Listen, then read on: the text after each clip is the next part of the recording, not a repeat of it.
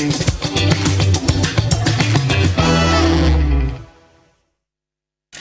a seeming show of power and authority and the understanding of it that has got many to ask questions about whether or not the OSP or the special prosecutor did not breach any law, especially natural law, when he took that bold step, stepped out and declared the former finance minister, Ken Ofori-Atta, as a wanted fugitive. The politicians have had their take on it. And just when the dust was settling on it, the majority leader, Mahama Ayariga, stood on the floor of Parliament and apologized for the invasion of the house of the former finance minister. This has angered the grassroots of the governing National Democratic Congress. Well, as that happens, the special prosecutor then comes out to say, well, Ken Ofori-Atta has given us satisfactory message that he's going to be available for our interrogation, and so we have taken him off the wanted list.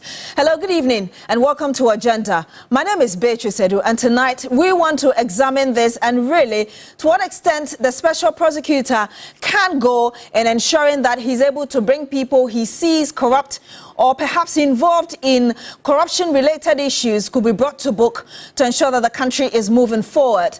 My name is Beatrice Edu, and I do have on the panel tonight Edem Senanu, his co-chair Citizens Movement Against Corruption. Good evening to you, sir. Thank you so much for joining us on Agenda tonight. Thank you. I also do have on my left side Haruna Sadat Al-Hassan. He's legal practitioner and also member of the NDC legal team. Good evening to you, sir, as well. Thank you for joining us. Thank you so much, Beatrice. I do have a video call with us, Professor Kwadwo P.J. Etua. He is a professor with the School of Law, University of Ghana, Legon. Good evening to you as well, Prof. He joins us via video call. Thank you also for joining us on Agenda. Thank you for having us. And of course, we are also joined on the phone by Bright Otre Ejekum. He's one of the lawyers for the embattled finance minister, Ken Ofori-Atta. Good evening to you, sir. Thank you also for joining us. Good evening. Thank you very much, Beatrice. I want to start with you, since we had a special prosecutor some few hours ago releasing the document indicating that indeed your client has giving the office a message that shows that now he is not out of the country indefinitely. He's willing to come to the country to face questioning, as it were. Let me first find out from you, how is Mr. Ofori-Atta doing?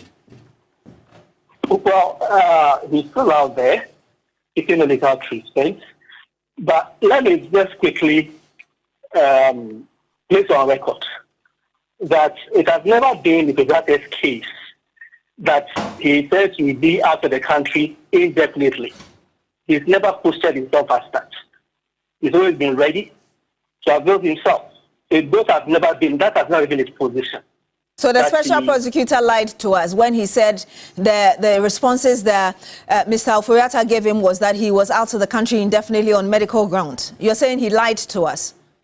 I won't say he lied to us. I mean, the records are available for all of us to see, the letters from both sides all over the place. Mr. Ofori-Atta never stated anywhere that he was going to be indefinitely out of the country. And I think the records speak for themselves. The letter speaks for itself, you say. And did you answer that question about how Mr. Ofori-Atta is doing? I think your line was bad. If you could kindly let us know how he's doing. I think medically he's... Well, a lot of things have been going... Medical attention. He's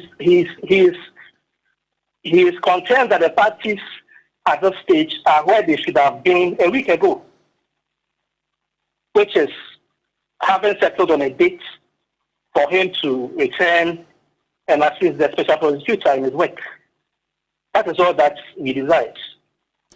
That is all that he desires, he says. How is he reacting, and indeed you as a member of the legal team, reacting to the special prosecutor removing him from that wanted fugitive list? Well, again, I mean, in our view, that should not have taken place at all in the first place. Because if you look at the series of correspondence between the OSP and the lawyers for Mr. Ofori-Atta, it was evident that the parties were still exchanging communications and were discussing possible dates for the investigation or for his attendance, the parties have not concluded their deliberations, so to say. So a little more time, and they would have settled on what they settled on today. So I think that he ought not have been declared as a fugitive or a person who is fleeing from justice in the first place. Shouldn't have happened. But, sir, if we look at the letter, particularly the one from Mayo Clinic, it didn't seem to give any dates. Yes, understandably, if you look at the overall letter, it talked about Ken Ofori-Atta possibly being available post-March. But if you look at the substantive letter itself that said that he was undergoing medical treatment, there was no statement of any date. So won't the special prosecutor be right if he said that he seemed to have given the indication that he was going to be out of the country indefinitely on medical grounds? Now, if you look at the line of writing from Mr. Ofori-Atta's lawyers, you would, if you look at the tone of the writing, they disclosed right from the start that they were prepared to assist. And they demonstrated a lot of respect for the OSP's office. Okay? In their first letter, they placed on record that he's out of the country. They placed on record that he's seeking medical, he's out of the country because he's seeking medical attention. Then a letter from the OSP came. Mr. Ofori-Atta's lawyers then reiterated the position that, well, we have attached evidence that he's indeed seeking medical attention, and that by 12th of March, they undergo a procedure. And they requested the OSP to reckon that in fixing any future dates, because the burden was now placed on the OSP to pick a date. But again, okay. So I, from the reading of the letters, this definitely is not a person who is posturing that he will be there indefinitely. I mean, from the very day Mr. Ofori-Atta received the first letter, he did not sleep on it. But again, you're saying that the Mr. Ofori-Atta had indicated that his lawyers or assistants were going to be available to give information to the special prosecutor. But you would also recall that 5th February, when the special prosecutor returned that letter, he stated categorically that he wasn't accepting that explanation from Mr. Ofori-Atta. And I'll just read a bit of that to you. It says, the OSP does not need or require notification from your lawyers of your arrival in the jurisdiction. The OSP acknowledges your lawyer's gracious offer to provide us with information in and of the investigation. However, your personal attendance at the OSP is required. That is obvious no to that request. Yes, so that letter from the OSP was in reaction to the first letter from Mr. Ofori-Atta's lawyers. Then let's go to the second letter from Mr. Ofori-Atta's lawyers. The one that went with this, the letter from the hospital. In that letter from Mr. Ofori-Atta's lawyers, they demonstrated that they are prepared to work with the OSP to fix a date, and requested the OSP to fix a date, reckoning Mr. Ofori-Atta's appointments for his medical, his surgery, right? So the bit about the lawyer standing in for Mr. Ofori-Atta was no longer an issue. Mr. Ofori-Atta's lawyers knew that he was prepared to come. He has a scheduled surgery towards the end of March. So any date to be fixed should reckon that. That was all. I'm curious, though. You said that there was nowhere that Mr. Ofori-Atta said that he was going to be out of the country indefinitely. But the special prosecutor came up, held a press conference. There have been subsequent discussions on that. How come the lawyers have not responded to this very use of indefinitely out of the country? The reason the SP felt the need to declare him a wanted fugitive? Well, the lawyers would react as they deem fit. But I think for the record, and like I said, it is evident from the correspondence from the lawyers of Mr. Ofori-Atta, right from the onset, that the issue of indefinite absence never featured in Mr. Ofori-Atta's letters. That was that was cast by the OSC himself. It has never been Mr. Ofori-Atta's position that he intended to be out of the country indefinitely. So it was the SP's interpretation of the letter Mr. Ofori-Atta sent him. That's what you're saying? I don't know whether I should say that was his interpretation. Because I cannot form that interpretation from the Ofori-Atta's letter. I could not have made that interpretation. So you think the SP was being mischievous, to use that word, just so he could proceed to declare him a wanted fugitive? Again, I will not say he was being mischievous. That's his position. But for the record, that never came from Ofori-Atta's lawyers. Let me ask you, in the midst of this, we've had some big wakes of the opposition MPP saying that Mr. Ofori-Atta has been traumatized by the description of himself as a wanted fugitive. Is that really the case? Has he been traumatized by that? He is displeased. Naturally, everybody will be displeased. I would say he's traumatized. But he definitely is displeased, which is why his lawyers have pursued those lines to get to this position where that tag has been taken off. A tag which I maintain ought not to have been placed in the first place. Has it affected him? I mean, we know that he has data bank and other businesses as well. How has this affected him? I do not have any instructions on the effect of this on him, but I mean, nobody will be pleased for such a tag to be placed on him or her. Particularly when there is no justification for that. There's no justification for that, you say. And Mr. Jakum, you understand that this very issue has incensed a lot of Ghanaians, and there have been divided opinions about this. Particularly when we heard from the opposition NPP, some members describing him as being traumatized by this. You're just using the word of being displeased. Others feel that, I mean, should he go ahead and tell us how displeased he is or has been when under his leadership as finance minister, for instance, a lot of people have suffered. I mean, the DDEP and other things. How do you react to how people have seen that? Well, I can't react to that. I think that what we are confronted with now is the invitation from the special prosecutor. Thankfully, we have settled on a date for his attendance. He's looking forward to doing that. He's looking forward to cooperating with the special prosecutor in his work. At the end of the day, I believe we should all abide by the rule of law and play by the rules. I've seen part of that letter Mr. Ofori-Atta sent the special prosecutor, part of which we also see in that 3-page document the special prosecutor released between 14th and 30th of May. There are those who are arguing that could be too long. How do you see that? I think the circumstance of the matter of what we are confronted with justifies that. It is evident the man is undergoing medical checks. He has a scheduled medical endeavor to go through. Thereafter, he would have to be observed further. There is no point agreeing on a date which you cannot play with. So I think the time given is reasonable. He'll be here.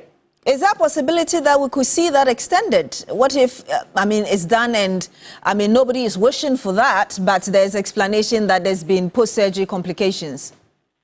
Should the OSP expect that? That's who expect that. Should the OSP expect that it is also possible that even this 14th to 30th May could be extended? Is there a possibility, or you're very sure that within that time as given, it will be done? He'll be here. I have no reason to expect the OSP to expect that we should not go by the timeline. Of course, it's in the hands of the doctors. We are all hoping for the best. And by God's grace, we should get to the end of this. So I was asking you that question because I'm sure if you saw that 3-page document, the special prosecutor seemed to have given the indication that it wasn't ready to accept any excuse. I cannot comment on that. We are all hoping for the best. Mr. Ofori-Atta's health is something that we are hoping would improve. Of course, we are in the hands of God and the doctors for that matter. And we hope that we can keep to the timelines agreed upon. Mr. Bright Ochejekum, thank you so much for speaking to us. But you may want to hold on because I want to get preliminary thoughts of my panel members who are in studio and, of course, who are joining us also via video call in case you have any reaction to what they will say.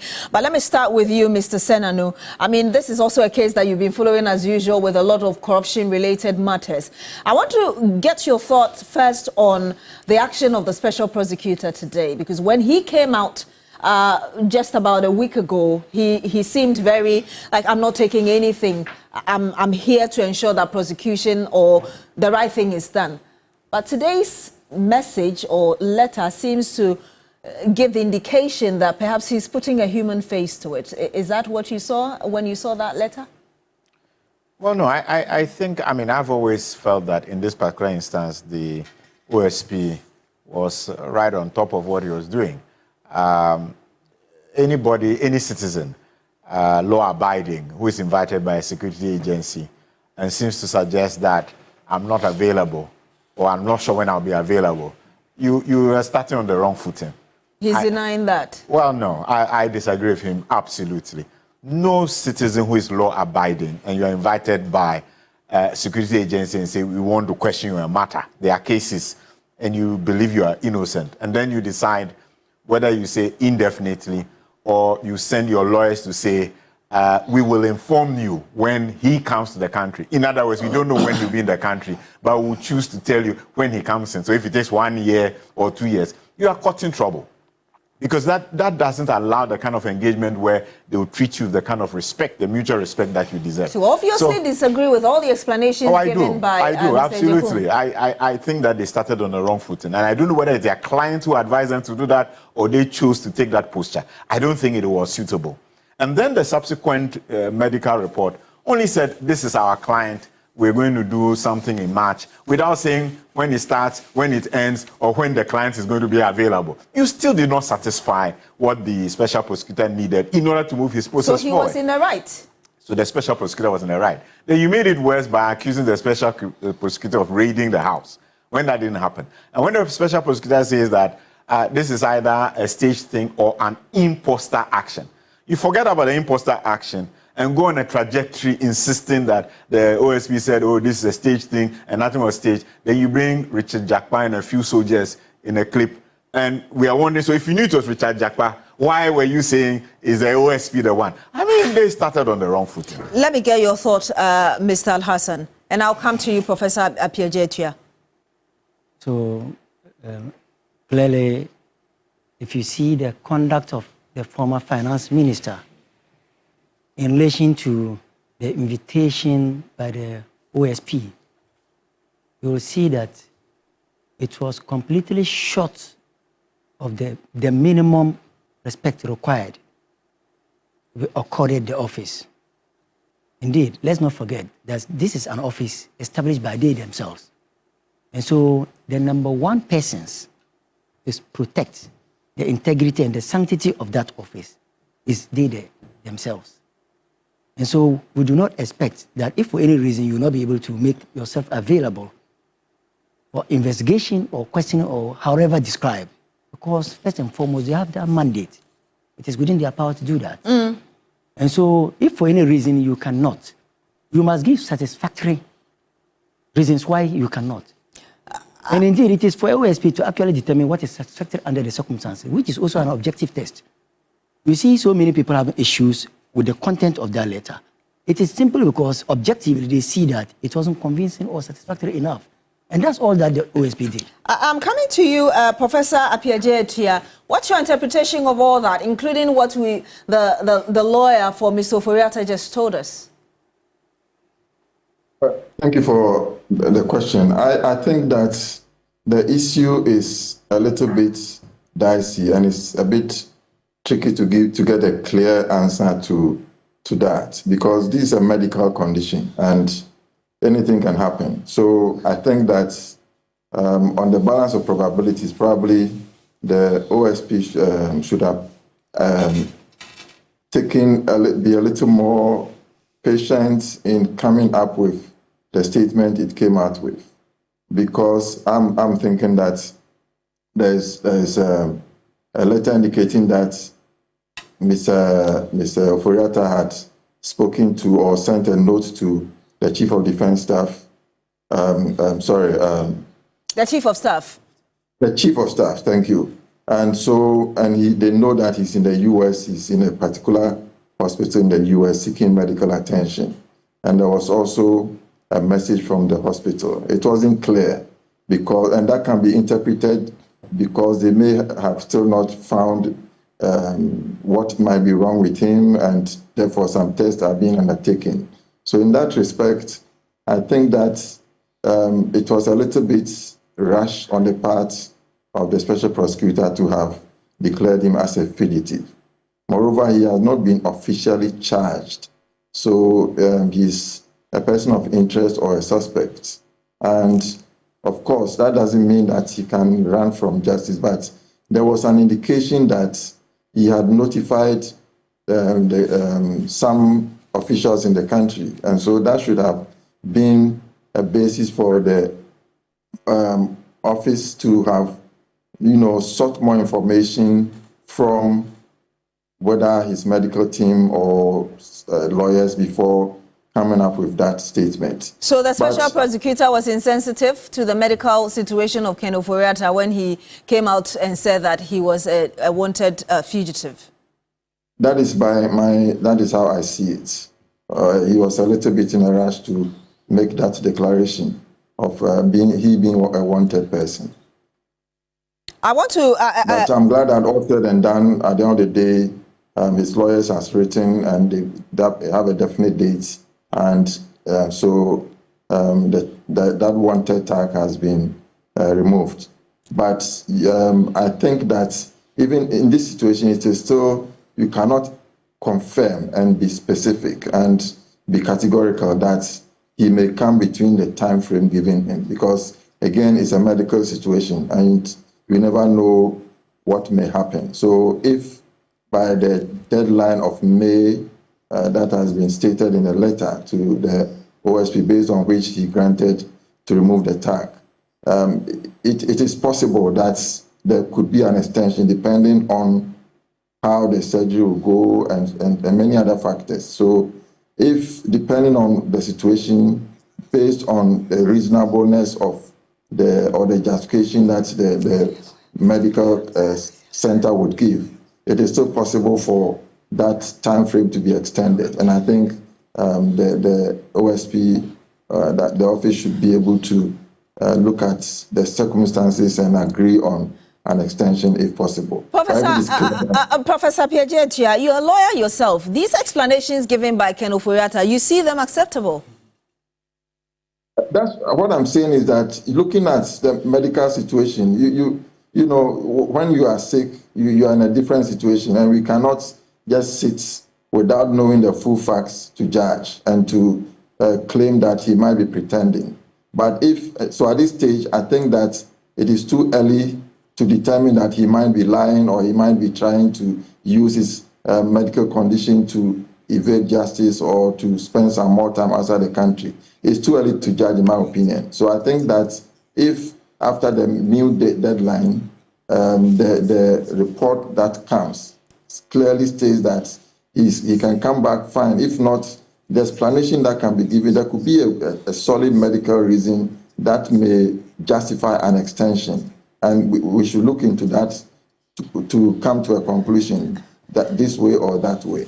So, Mr. Sendanu wants to react to you very briefly, but I want to read this to you, the last page, which is the last paragraph of that statement issued by the special prosecutor some hours ago. He said that if you fail to voluntarily return to the jurisdiction,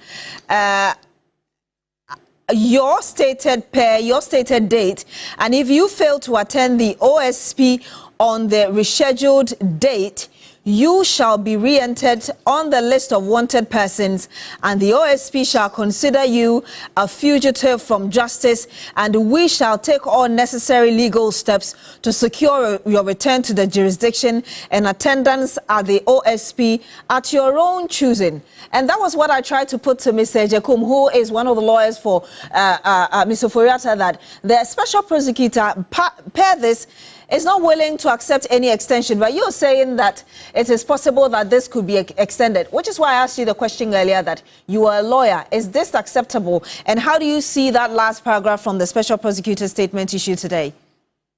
Yes, it's possible for an extension to be granted. And I think that the letter seems to be a little bit harsh, being specific that this is a timeline. You know, again, I'm saying that this is a medical condition. There can be a surgical intervention. It may go well, it might not go well. So you cannot be very predictable, categorical, and say that this date you can come back, this date you cannot come back. So that is how. So the special prosecutor is acting on emotions or not being realistic. Is that essentially what you're saying? Well, I'm not. I can't tell exactly his emotional state and so on. But I think that there's a bit of rigidity here, because anything can happen with a medical condition. And I'm saying that if it happens that he's using that as an excuse, there can be a way to check that and to confirm that. At that stage, it's only at that stage that the OSP can say that Mr. Ken Ofori-Atta is trying to play some tricks with his office, and they're going ahead to say that this is what steps he's going to take. So again, anything can happen after the May deadline. So there should be a little room for some changes in the timelines to happen. Ms. Asena, did you find it acceptable? I realized that you wanted to react to a lot of things that Professor P.J. was saying. And I'll come to you, Mr. Al-Hassan, afterwards. Yeah, so, I mean, health issues, medical science, it's a science. I have a biochemistry background, so I understand what we are talking about here. Fact is this: you either have a known condition or an unknown condition. If it's a known condition, which I suspect it is, then it's something they have been dealing with over a period of time. So whatever test they are doing is just building on the historical data relating to the individual. Typically, if you're going for any of these such things, they'll tell you the testing period is 2 weeks, because you have to plan for it, the amount of time, the cost involved, etc. They'll tell you testing because they know the gamut of tests they want to run. At the end of the test, they know the options that are likely, the alternatives that might come up. And then they will say, based on A, we'll do B and C. So they are able to scope and say, for 4 weeks, we are doing testing. After that, if it is A, we'll do surgery covering 2 weeks, and you can expect that within 2 months, you're over. So it is the scope that was necessary. And at the worst case, what should have happened was that the lawyers or the gentleman himself ought to have said, okay, let me facilitate a discussion, because you know you are somebody who is a person of interest. Facilitate a discussion between the OSP and your medical team for them to explain what is going on, because it is that important. This would have been resolved. But you don't start out by saying you are indefinitely unavailable, or which that, the lawyer has denied that. Well, he didn't even if he didn't, word. But their position was that they will inform the OSP when he comes. Exactly. Without saying when. It's tantamount to the same thing. So you're not really giving the special prosecutor anything to go by. I think that what they did in the last 48 hours is what you should have done in the beginning. Approach the OSP, tell him so and so, facilitate a discussion, tripartite or otherwise, and draw a conclusion. But let's not begin to say the OSP was being insensitive. He has a mandate. And I think that from a science perspective, this thing of he was being harsh, I don't buy it. There should have been the scoping that would say, and I'm quite sure the medical team in the US have already scoped and say, we'll do testing for 2 weeks. After that, based on the results, we know it will either be A, B, or C. This is what will happen. Give or take 2 months. That kind of information is what would have reassured the SP from the beginning. Not the first one, and the second one is a medical report just saying he's our client. The wording even of that didn't suggest that Mr. Ofori-Atta is with them at the moment. He just said our client and we are going to be doing some testing. It wasn't clear where the man is and what is going to happen. Well, Professor P.J. seemed to buy into the explanation from Ken Ofori-Atta. You certainly don't, based on what you're saying. But do you have confidence that this revision of timelines that the OSP has conditionally accepted perhaps would work out to ensure that the office does what it thinks it has to do as regards dealing with these corrupt cases that he already gave us? I would like to believe that Mr. Ofori-Atta is a man of integrity. If there were any issues that arise, what's important, which is why I'm saying that the facilitation of some engagement with key members of the medical team should have happened already. Because if the OSP is dealing with people who they know are professionals and they're even saying this, they will be minded by that. And even the tone of the letter they just wrote would have taken that on board. I think it's a lack of clarity because somebody even said that the medical report or whatever was said was not on the letterhead of the medical facility. So what's the legitimacy of the information? So the facilitation in terms of the credibility of who is speaking and what they are saying, knowing you are dealing with medical science, was all questionable. And I think that the lawyers need to bridge that gap. It's critical. Let's not take an entrenched position and just say the OSP is being difficult. It wouldn't just be difficult for just being difficult sake. There has to be credibility with the information being provided, for facilitation such that they have an engagement, they understand that this is real, this is the time frame. And I'm sure that things will move on smoothly from there. So let me ask you briefly what your thought is on, and then we will look at the legal provisions and really moving forward, whether there's a need to do something about it. To be honest with you, if you look critically at the flow of events, you will notice that Mr. Ken Ofori-Atta hadn't actually taken the special prosecutor seriously in the first place, especially if you take a keen look at the wording of the letter from the facility. And indeed, if you also look at the wording of a facility, nothing tells you that is a client already sitting in their books. It was just a case that, well, let me get something and tell this person and be free. And therefore, let me rush to a certain Kotobawi or Nima clinic somewhere, private clinic, and get something. Well, he's out of the country. Exactly. So that was just the case. All this detailed information coming out, they are simply born out of afterthought. But let's not forget that this same Mayo clinic, the letter that was sent to the SP earlier, which wasn't necessarily accepted, is the same clinic that wrote to the special prosecutor, and of course backed by the lawyers of Mr. Ofori-Atta, which led us to where we are with the special prosecutor taking Mr. Ofori-Atta out of the wanted list. And that's why I'm saying that if you are taking him so seriously, and indeed made his case even known to the facility, this is what I'm going through, but kindly examine a situation. The condition is science. If you are not healthy, it's about science. And so sometimes they look at the situation, examine it, and give you, they may give you a range within which they are sure that you'll be able to respond. But if you don't do that, you just go and get any letter suggesting that, okay, let me just give it to these people and be free. Remember, he's a lawyer. We are lawyers. And so when you are dealing with a matter that relates to, especially where you are a suspect, in this case, come and assist investigations or to be investigated yourself. The person has a mandate to execute. He's accountable to the people of Ghana. And somebody like you, been on the radar for a very long time, you can only comply. So you certainly and your agree with... should be such that it makes sense to whoever is dealing with the matter, and to the general public. You agree with what the argument Mr. Senanu just made some few minutes ago. Let me ask you this before I go to Professor Appiah-J. Echia. Looking at the provisions establishing the work of the special prosecutor, I mean, we can go on even the act itself, the one that was passed later as in the legislative instrument and all of that. Would you say that so far the special prosecutor has done the needful, especially in this case? Well, let me start by saying that, first and foremost, the special prosecutor is simply within his mandate to do what he's doing. And so let nobody see it as something that is odd or out of order. No, he's squarely within his mandate. What is the mandate? It is a specialized office or agency. That's the description by the Act. To deal with crimes or offenses relating to corruption or corruption-related offenses. And so if he has every reason to believe that your conduct, especially given Mr. Ken Ofori-Atta's situation whilst he was in office, when he had to even be transferring businesses to his own data bank and be getting commissions as a public officer.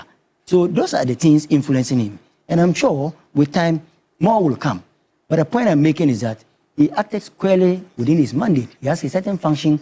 The functions spell out what he's supposed to do, which is that he can investigate anybody that he finds squarely falling within that. You can investigate that, and that is clearly spelled out in the Act that established the special prosecutor. Yes. But what about those making arguments that perhaps he breached that law of natural justice, not at least giving Ken Ofori-Atta the chance to talk before he came out to declare him as wanted fugitive? You see, what people may have to bring I mean, up. one of those people is Stadio Sorry, for instance, who posted on his social media page. You know, so the other thing we should recognize is that nobody has an idea what has gone on behind the scenes before it became public. And so we only, in fact, let me tell you that the OSP actually took almost everyone by surprise in terms of the way... Including that attorney general. Exactly.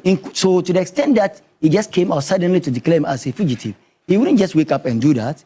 And that is why when issues came up after he had done that, there were now back and forth explanations supported by some other letter from a certain Mayo clinic.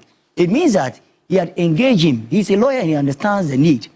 He recognizes that fair hearing or natural justice must be complied with. But when you are given the opportunity and you now want to make the other person look like he's incapable or incompetent, that's where the issue will be. And so I believe that he was actually doing it behind the scenes. Indeed, he's not mandated to make his actions public. At certain points, if you look at the act, it says that, for instance, the SP is supposed to be publishing the works that have been done, what is being prosecuted. Half yearly. That means exactly. Every 6 months. And so he might not necessarily to come and tell you people that I'm doing this. But within that period, or at the end of the 6-month period, he should come and publish, tell us how many cases he has prosecuted, how many he has been successful with, and how many are pending or left unsuccessful and to be continued. And so the problem partly is also largely because last year, I remember sometime last year, he came out with details in relation to that. It's been some months now, and he might also have acted strategically because the way he's treating him now, if there hadn't been a transition, probably he would not have succeeded in doing that. And so he's also been tactical and strategic. So you think he came out to do it because now the MPP is out of power? Exactly. So he was afraid to do that during the term of the MPP? Is that what you're saying? Exactly. You know what? Why do you say that? Exactly. The law. If you look at the law, and that's why we strongly believe that at some point we didn't even need to have this in the first place. You could only have this to function effectively, efficiently, and independently if you had gone to amend the Constitution. But what I'm addressing that concern. The Constitution, under Article 88, gives the prosecutorial powers to the Attorney General. And that's initiates Clause 4, I believe. Clause 4 specifically. Yes. And so when this office was established, they could not have done that independently without any reverence or deference to that provision. And so if you look at the law, it tells you that subject to Clause 4 of Article 88 of the Constitution, 1992. But I'm just wondering why you're saying that the special prosecutor was afraid to bring this out, because let's remember that he also held a press conference on Cecilia Dapa's case, although we didn't see where he went eventually. The history is guiding him in all of this. Cecilia Dapa's case, everything pointed to the fact that it is a matter that should have been looked at with all seriousness and supported by, indeed, the government of the day. Because the OSP's office is such that the function in terms of prosecutorial powers, until and unless he's authorized by the Attorney General, he cannot prosecute. Let me come to Professor Appiah. So that's where the problem is. That's where the problem is. I'm coming to you, Professor Appiah. I'm asking you the same question and also adding the bit of extradition, because here you're saying that there's a possibility that the Mr. Ofori-Atta may extend that 14th to 30th May window he's given the special prosecutor. But again, I read that last paragraph of the 3-page statement to you. So if indeed that happens and the SP activates the last paragraph, how do you see that in terms of extradition? I know you have you have some knowledge about international law. How do you see that happening? Well, in the first place, let me quickly react to my colleague's submission about the OSP being afraid to bring up the Ofori-Atta case earlier. Probably that may not be the case, but I also think that he also wanted to assert his independence by bringing up the by the way he decided to deal with the Ofori-Atta case, because it's very likely that it is at this point that he has done enough background information to come to the conclusion, gather enough evidence to say that I can go ahead and ask Mr. Ofori-Atta to appear before me for questions. Forgive me to butt in here. You're saying he probably was showing his independence. How independent is a special prosecutor? Because at the end of the day, he's supposed to indirectly report to the Attorney General some way, somehow. Is that not the case? Some way, somehow, yes. But my point is that, he was appointed under the previous administration. And people have had, made some allusions and conclusions that people are appointed in office and they would not be ready to activate cases against the NPP and so on. So probably he wanted to assert himself that he's not that kind of creature. Having said that, anyway, if after the deadline, the new deadline given, he's not able to meet it, he's now in the U.S. now. We can look at the extradition treaty that exists between the U.S. and Ghana. And there's also another way to deal with the matter is mutual legal assistance. And then also we have Interpol also, which can come into the picture. But when you look at the mutual legal assistance, it doesn't involve extradition. It involves two countries sharing information on gathering data or gathering evidence and so on, and helping one another to prosecute the case in another country and so on. Now, when it comes to extradition, yes, if the case is not a political case and the same offense is found in the laws of both the U.S. and Ghana, then there is the possibility to trigger extradition. And in that situation, there have been a lot of cases before, mostly Ghanaians or people being extradited from Ghana to the U.S., but there have been a few cases the other way around. So the OSP's office can initiate that process with the U.S. Attorney General's office to see the possibility of bringing him back to Ghana to be tried. But it will not be just to be accepted just on the face of it based on the information he was sent to the U.S. counterpart. But they will also do some investigations to determine that indeed the person is running away from justice, then that process can be initiated. And I heard I'm sorry, just land. I'm also looking at the third option, which is Interpol. That Interpol can also, they can go through Interpol for Interpol to help to ensure extradition to the country. I heard you talk about if not political, but in this case, wouldn't you see this very case as political, because the man we're talking about is politically exposed?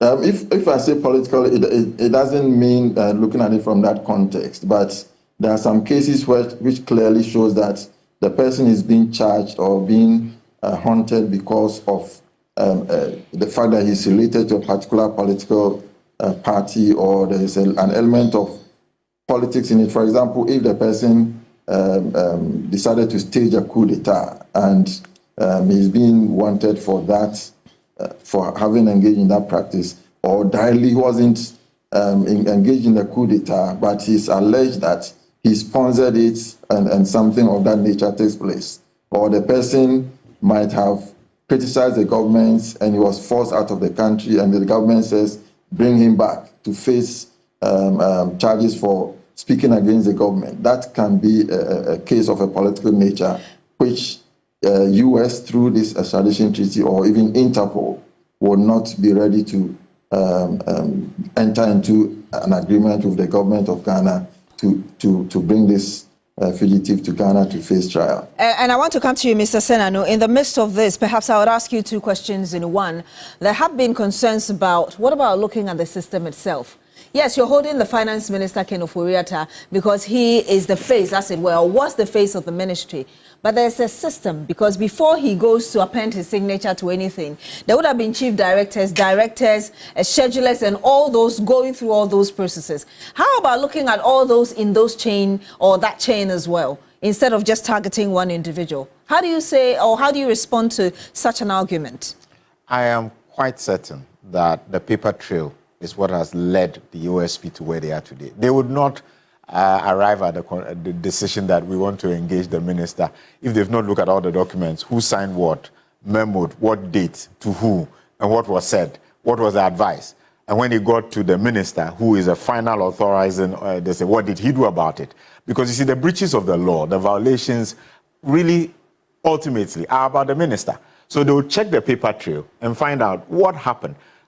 Absolutely. The special prosecutor will have those documentation from the Ministry of Finance and elsewhere that they have looked at and drawn certain conclusions that they need to ask him, why did you take this decision instead of that decision?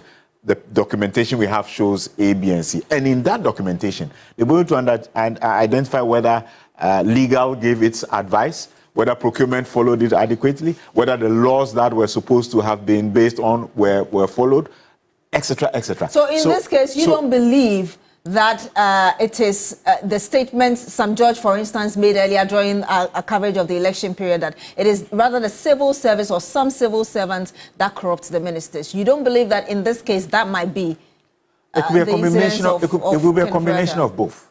It could be a combination of both. And before one can then say we are going to court or prosecuting a case, it would be that you want to have engaged everybody, gotten their side of the story, compared it with the data information and drawn the conclusions, whether the legal advisor did his task or her task well, whether procurement did well, whether chief director did well, whether the minister himself, in an understanding the political and the legal context, took the right decisions. Let me ask you this question, and that should be your final word as well. We're running out of time. Do you think there's any reform we need right now as regards our legal framework and even procedural stuff as regarding the work of the special prosecutor in the face of the law?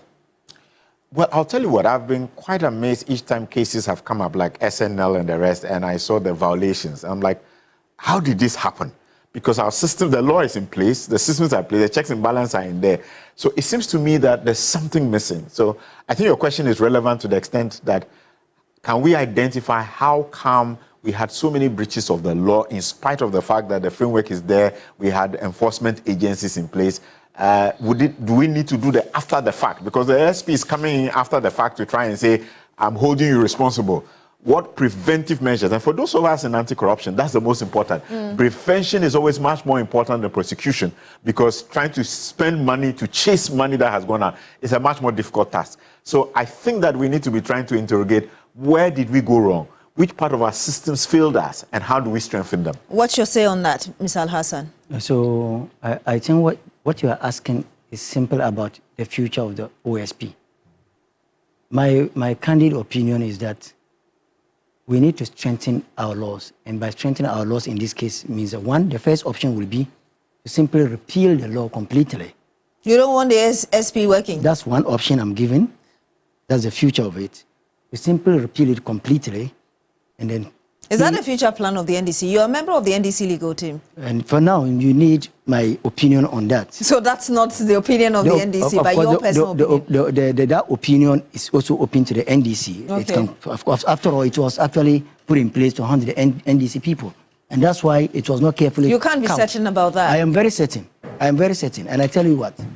We're running out of time, so if you can wrap up the NDC had always maintained that with the way Article 88 is, you could not have brought in special prosecutor, because ultimately the MPP position was to have an independent prosecutor.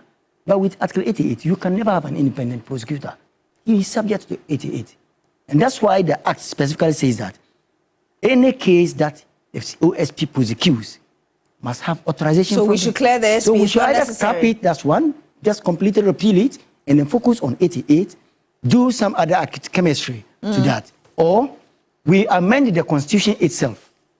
So which is being done because the president has established a committee. So that to simply take out, disable that clause of 88, which says that the special prosecutor must always have authorization from Let me get 30 seconds words from... Otherwise, we'll always be where we are. 30 seconds word from Professor Pierre. Your word on whether or not we need reforms. 30 seconds. Well, I think I go with Mr. Sinano on this and say that prevention is better than prosecution. So if we can strengthen the prevention process. And on that note, I would say that we have the laws. It is the enforcement that is always a problem. So if our institutions can assert that independence that they have, which unfortunately they succumb that to the president and the ministers and so on, that is where the problem lies. So if we can really ensure that we prevent it, it will be better and it will be easier to deal with corruption. It will be better and it will be easier to deal with corruption. Thank you so much, Professor Kwadwo Appiah-Ejeatua. He is a law lecturer and, of course, professor at the School of Law. The prevention is part of his mandate. School of Law, University of Ghana, Legon. We've also had with us Edem Senanu, co-chair, Citizens Movement Against Corruption. Thank you so much for joining us in studio as well. And, of course, we've had Sadat Haruna Al-Hassan, legal practitioner and member of the NDC legal team. A big thank you as well to Bright Ochre Ejekum, who is one of the lawyers for the embattled former Finance Minister Ken Ofori-Atta. My name is Beatrice Edu. Thank you so much for joining us on Agenda tonight. Do have a good evening. Join us again next week.